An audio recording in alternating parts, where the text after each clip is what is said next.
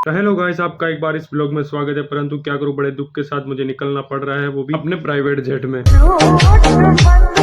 और फाइनली अपने बड़े भैया के रेलवे स्टेशन पे पहुंच जाते हैं। हाँ भाई, कौन? अपना अडानी भैया। तो रेल आने से पहले हमारा कुछ ऐसा हाल था, में बैठने के बाद कुछ ऐसा हाल था। परंतु अब कर भी क्या सकते हैं, अपनी रेल है और कुछ बोल भी नहीं सकते। तो थोड़ी दूर चलने के बाद मैंने आसमान में परियां उड़ती देखी, परंतु उसी बीच ये परा कहाँ से आ जाता है। तो भीड़ इतनी थी कि भीड़ अपने आप में काबू नहीं हो रही थी। तो ये भैया डिस्कस करने लग जाते हैं।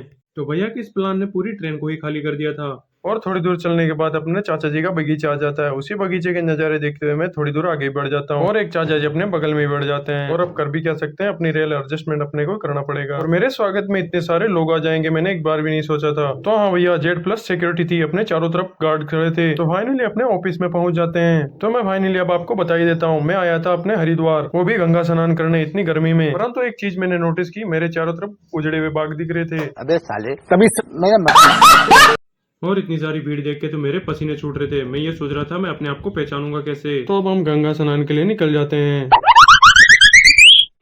तो फाइनली हम गंगा जी घाट पहुंच जाते हैं। परंतु मैं अभी भी यही सोच रहा था कि इतनी भीड़ में मैं नहाऊंगा कैसे। परंतु मैं सारी बातों को अवॉइड करते हुए मैंने ये सोचा था, इतने पवित्र जल का अपना ऊपर एक छींटा भी लग जाए तो अपने सारे पाप धुल जाएंगे। और यहाँ से अपनी पूजा सामग्री के लिए सारा सामान लेना पड़ता है। दुकान वाले अंकल डोनाल्ड ट्रम्प से बात कर रहे थे, वो भी अमेरिका। और हमें यहाँ टकलो बॉस मिल जाता है। और यहाँ से सारा सामान इकट्ठा करने के बाद हम निकल जाते हैं गंगा स्नान के लिए। तो फाइनली हम गंगा स्नान पे पहुंच जाते हैं, जो कि गंगा घाट। और यहाँ सभी लोग अपने पितृ देवता की पूजा अर्चना करवा रहे थे और हम लोग भी लाइन में लगे थे। तो हम भी अपने पितृ देवताओं की अस्थियां गंगा नदी में विसर्जित करने आए थे। तेज धूप और इतने लंबे सफर के बाद मेरे पैर दर्द करने लगे थे, मैं इसलिए थोड़ा बैठ जाता हूँ। और तब तक अपना कालो भाई स्नान कर रहा है और अपना भी नंबर आ जाता है। और अपने पितृ देवताओं की आत्माओं की शांति के लिए यहाँ पूजा अर्चना करवाने के बाद हम भी लोग चले जाते हैं नहाने। तो गंगा माता को जल अर्पण करने के बाद मैं भी लगा लेता हूँ एक डुबकी। तो पानी इतना ठंडा था कि मेरी तो सिट्टी पिट्टी गुल हो जाती है। तो बढ़ती भीड़ को देखते हुए मैं भी यहाँ से निकलने का प्रोग्राम बना लेता हूँ, क्योंकि मैंने 8 घंटे से खाना भी नहीं खाया था। ये कैसे लोग रहते। मैं आपको एक जादू दिखाता हूँ, पानी की कलाकारी देखो। ये अभी दूध वाला पानी, अभी थोड़ी देर में पानी क्लियर हो जाएगा। तो फाइनली अपना खाना रेडी है। ये किसकी सब्जी है?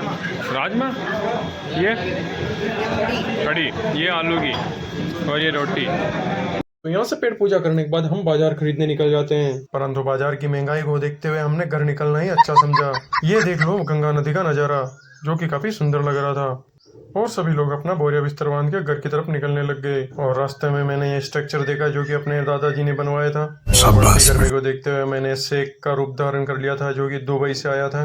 और अभी होना क्या था, हमें यहाँ से निकलना था 5 किलोमीटर दूर, जो कि हमारी बस वहीं खड़ी थी। और बाकी सारी यादें पीछे छूट गई थी और हम लोग निकल गए थे अपने घर की तरफ आगे। यहाँ का हमारी यात्रा सफल रही।